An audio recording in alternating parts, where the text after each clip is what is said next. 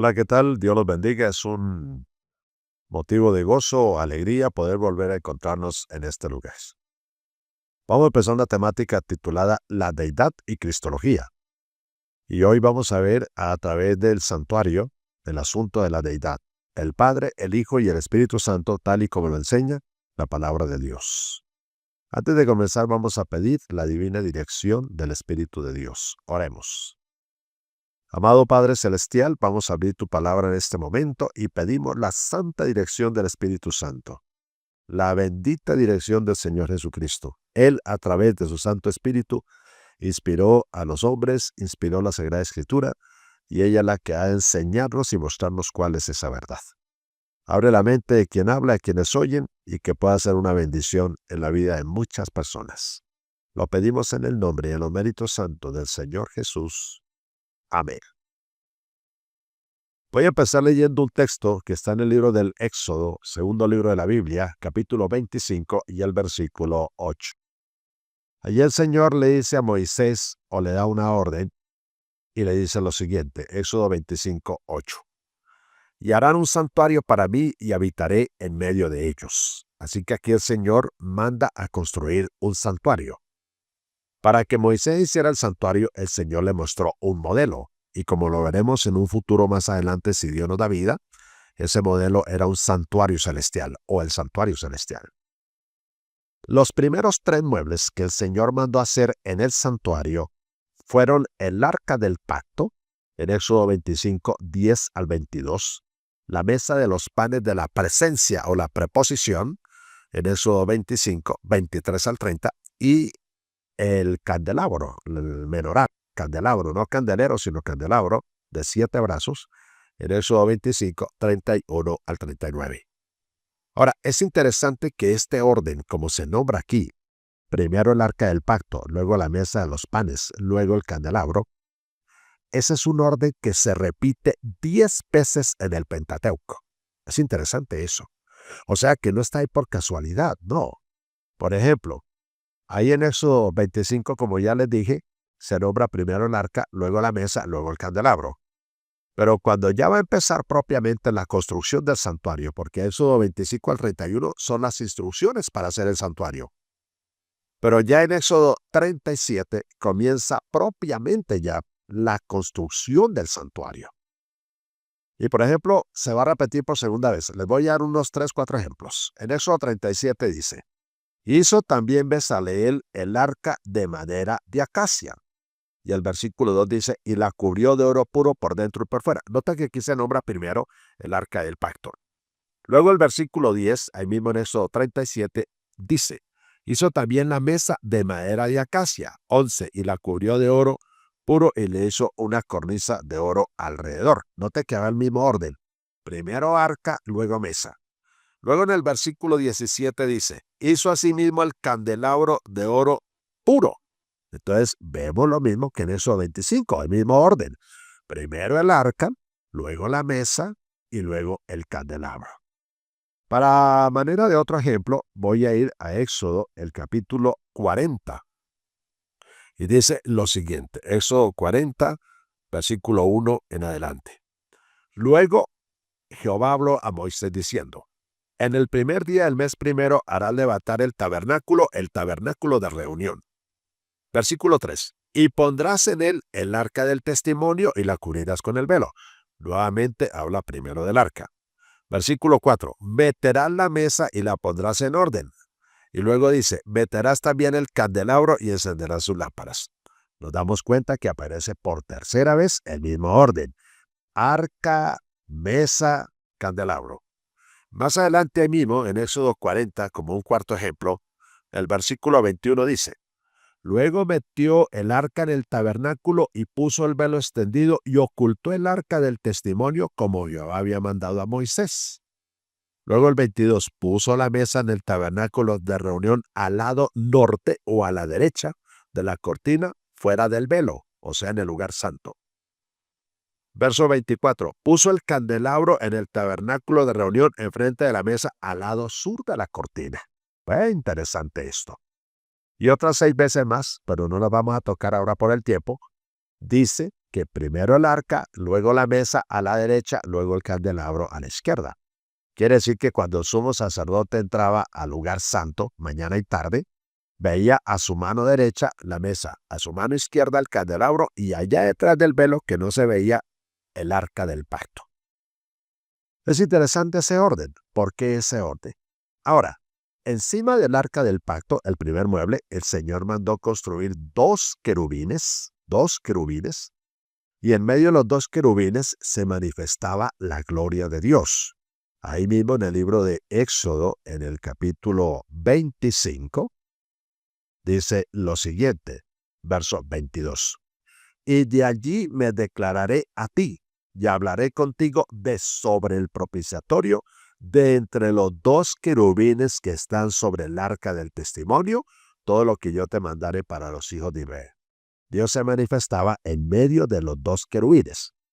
En el segundo capítulo más largo de la Biblia, después del Salmo 119, que contiene 176 versículos, tenemos el capítulo 7 de Números. Ese es el segundo capítulo más largo, tiene 89 versículos.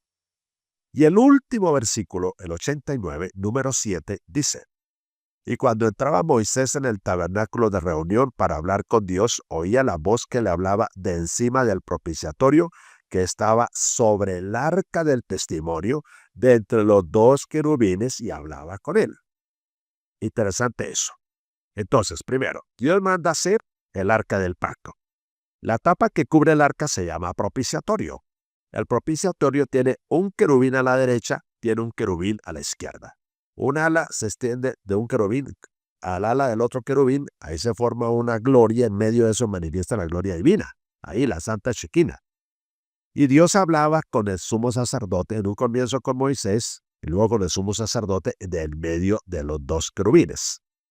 A eso hace referencia el salmista en el Salmo 80, versículo 1, cuando dice: Oh pastor de Israel, escucha, tú que pastoreas como ovejas a José, que estás entre querubines, resplandece que estás entre querubines.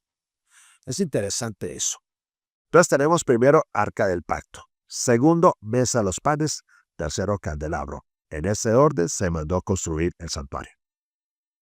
Cuando nosotros vamos al capítulo 4 del Apocalipsis, y desafortunadamente no podemos entrar en detalles por el tiempo, pero cuando nosotros vamos a Apocalipsis 4, encontramos allí en los versículos 1 al 3 un trono y en el trono uno sentado. Luego en Apocalipsis 4:4 encontramos 24 tronos y 24 ancianos en esos tronos, rodeando el trono del que está sentado en ese trono. Y luego en los versículos Apocalipsis 4:5 encontramos 7 lámparas de fuego. Y en los versículos 6 al 8, en Apocalipsis 4, encontramos 4 seres vivientes. En Ezequiel 1 encontramos los mismos 4 seres vivientes. Pero a diferencia de Apocalipsis 4, el trono está rodeado por 4 seres vivientes, junto al trono y alrededor del trono. Dice Apocalipsis 4, 6 al 8. En Ezequiel 1 están los mismos 4 seres vivientes, pero ya no están junto al trono ni alrededor del trono, sino debajo de la expansión sobre la cual está el trono y el que está sentado en el trono. Ahora, cuando uno hace una comparación entre Apocalipsis 4 y Ezequiel 1, hay varias semejanzas, pero también hay varias diferencias. ¿Cuál es la principal diferencia? Que en Apocalipsis 4, los 4 seres vivientes están junto al trono y alrededor del trono. En Ezequiel 1, los 4 seres vivientes están debajo del trono. Lo que significa es que la visión de Apocalipsis 4 es una visión estática, es una visión quieta, mientras que en Ezequiel 1 la visión está en movimiento. Y los 4 seres vivientes que en Apocalipsis 4 están alrededor del trono, en Ezequiel 1 están debajo del trono, trasladando el trono. Es decir, la gran diferencia entre Apocalipsis 4 y Ezequiel 1 es que Apocalipsis 4 es una visión estática, quieta, el trono está ahí. Pero en Ezequiel 1 el trono está en movimiento y son los 4 seres vivientes los que están trasladando el trono de Dios. Eso significa que en Ezequiel 1 aparece 10 veces la palabra ruedas. La rueda dentro de la rueda y la rueda se movían, mientras que en Apocalipsis 4 no hay ruedas. Entonces, Ezequiel 1 es una visión en movimiento. ¿Quiénes trasladan el trono de Dios cuando Él necesita movilizarse? Bueno, lo trasladan los 4 seres vivientes. Y si leemos Ezequiel capítulo 10, el versículo 20, Ezequiel nos dice lo siguiente. Ezequiel capítulo 10 y el versículo 20 nos dice lo siguiente. Estos eran los mismos seres vivientes que vi debajo del Dios de Israel, en Ezequiel 1, junto al río Quebar, y conocí que eran querubines. Oh, interesante eso. Entonces, en el santuario, sobre el arca del pacto, en medio de los 2 querubines, sobre el propiciatorio, se manifestaba la gloria de Dios. Y en Apocalipsis 4, 6 al 8, hay 4 querubines y en medio de ellos está el trono y en el trono está uno sentado. Nos preguntamos, ¿quién está sentado en ese trono? Tenemos que averiguarlo. ¿Quién está sentado en el trono? Vamos a leer Apocalipsis el capítulo 4, los versículos 1 al 3. Y le vamos a poner mucho cuidado a esto. Después de esto miré, y he aquí una puerta abierta en el cielo. Y la primera voz que oí como de trompeta hablando conmigo dijo, sube acá, y yo te mostraré las cosas que sucederán después de estas. Después de la visión de las 7 iglesias, Apocalipsis 1, 2 y 3, viene la segunda sección de Apocalipsis, los 7 sellos. Pero antes de revelar los 7 sellos, hay una introducción. Y Juan va a subir en visión al cielo, porque las 7 iglesias estaban en la tierra, según Apocalipsis 1:9.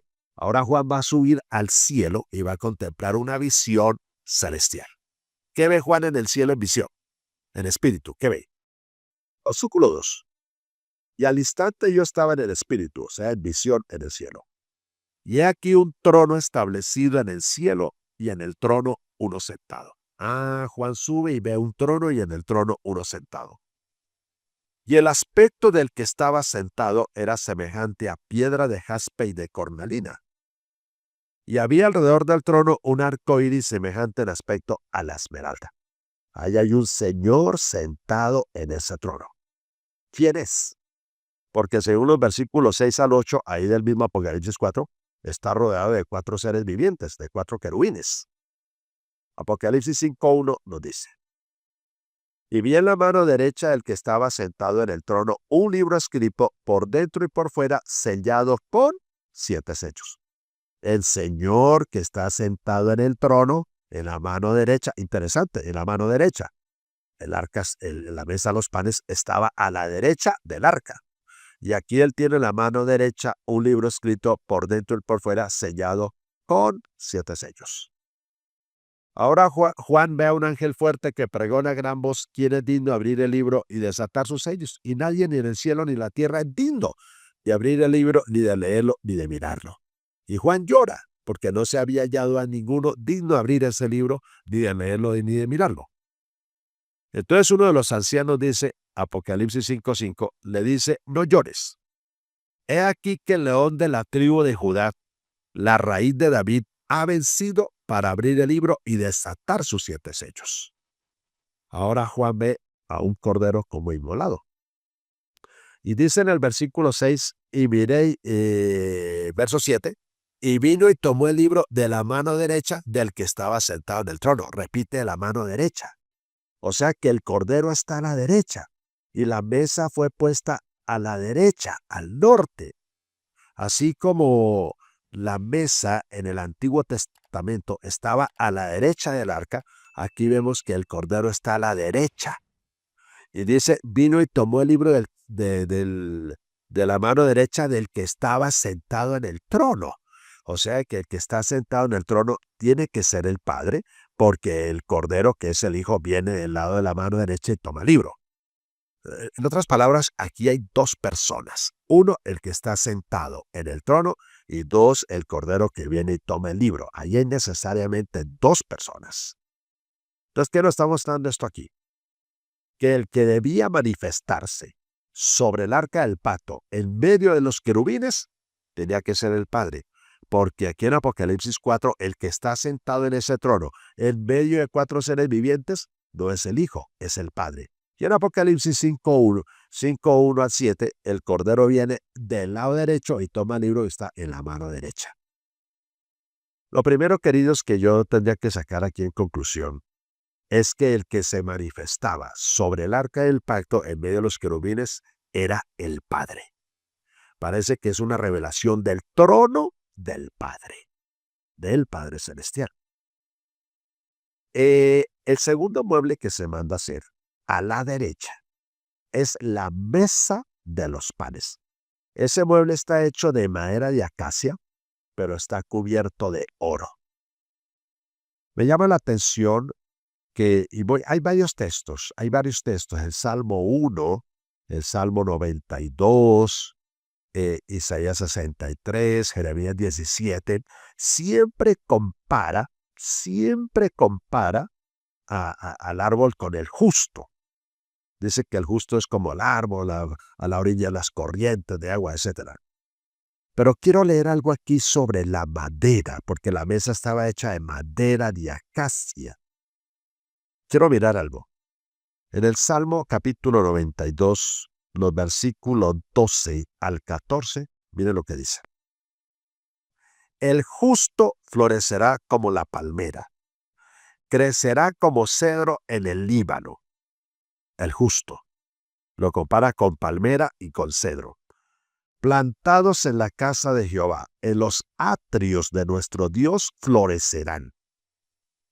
Aún en la vejez fructificarán, estarán vigorosos y verdes.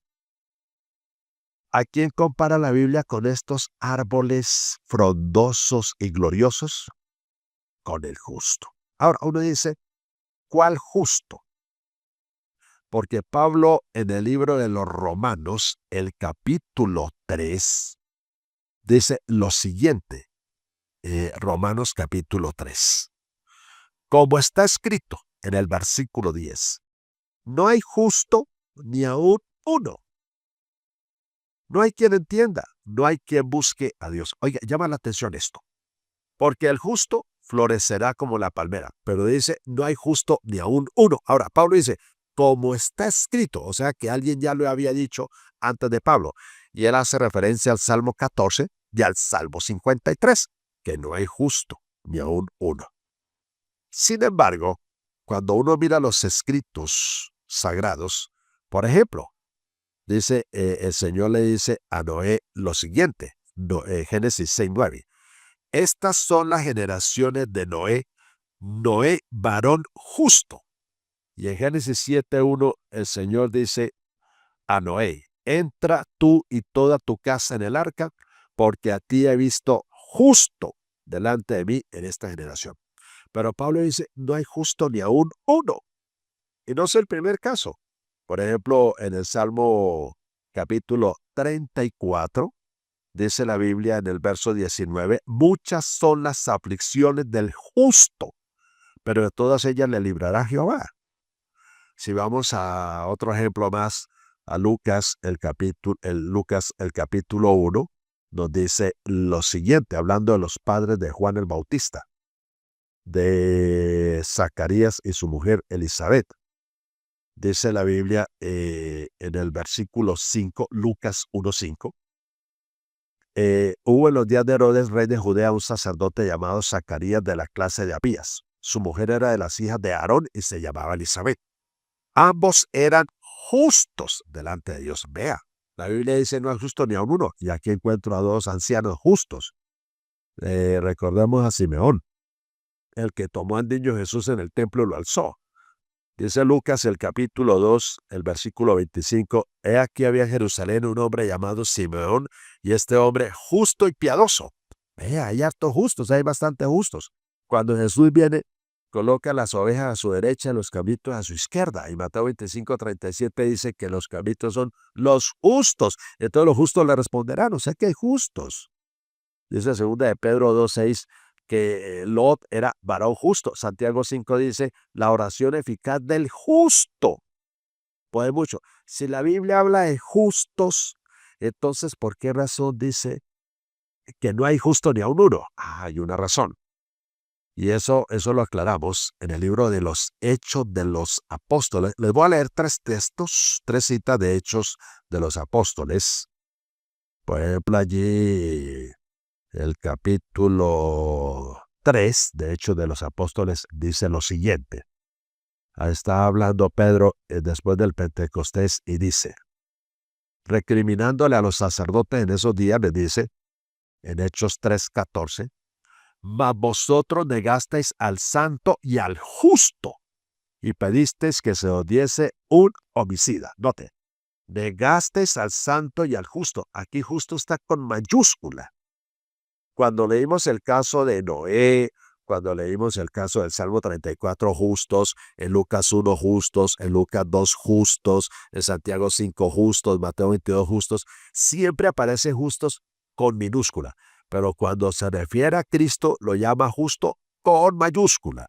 Les voy a mostrar otro ejemplo. Aquí en Hechos 7:52, dice Esteban, antes de que lo apedreen, ¿a cuál de los profetas no persiguieron vuestros padres y mataron a los que anunciaron de antemano la venida del justo?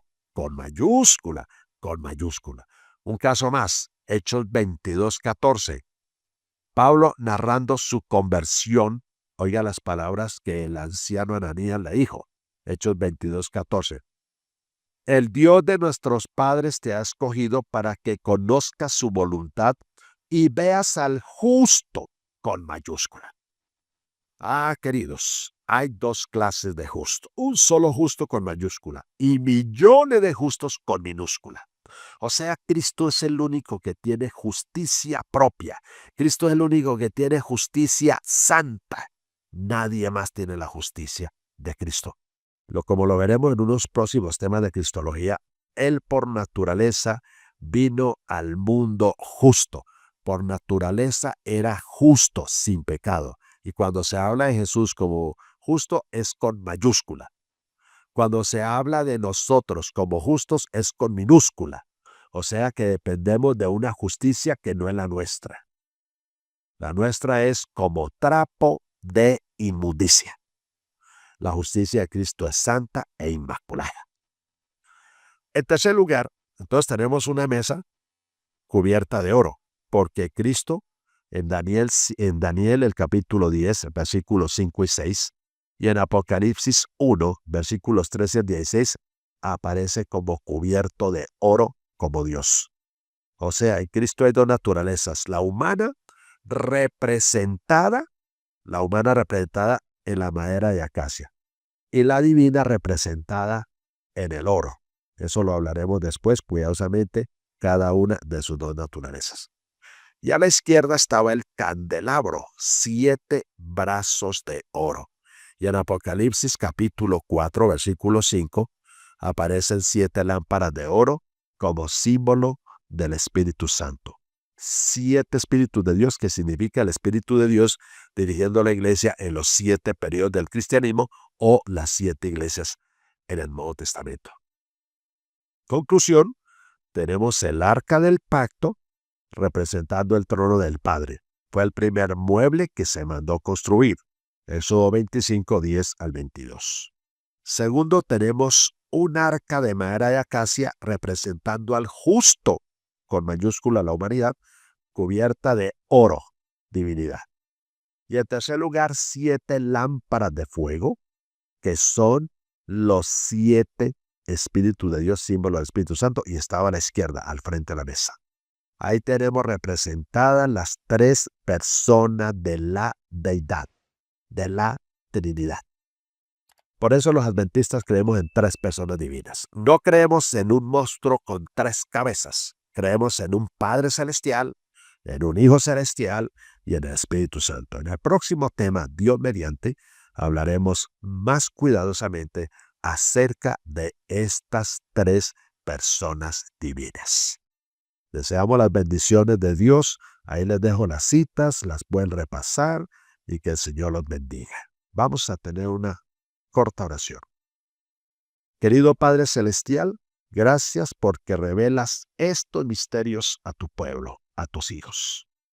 Permite, Señor, que al escuchar este tema basado en tu palabra, la fe de muchos sea confirmada en la existencia de tres personas divinas.